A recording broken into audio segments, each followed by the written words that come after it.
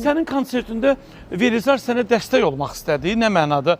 Güya PR işindəki mən gələcəyim və belə bir yanlış bir fikir oldu və sənin konsertin təxirə salındı və bu konsertdə günahlandırdılar və belə də güya ki, Velizar ora gəldiyinə görə və hətta bir-iki dənə bloger belə video çəkdiyinə görə sənin konsertin təxirə salındı. Niyə belə oldu?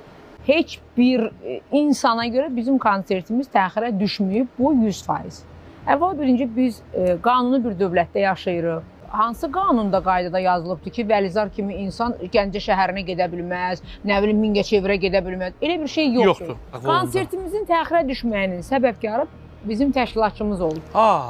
Biz, yəni burada heç kəsə görə, ay nə bilim, yığılacaqlar, miting eləyəcəklər, haykü. Siz kimsiniz ki, nəsə eləyəsiniz? Hər qanunu biz ölkədə yaşayırıq və bizim dövlətimiz var. Bizim konsertimizin vaxtının dəyişməyin səbəbkarı Velizar deyil. Ona görə olmayıbdır, bu ağ yalandır. Sadəcə olaraq, bunu Aygün xanımla danışmışıq biz. Danışdıq, təşkilatçılar dedilər ki, konsertin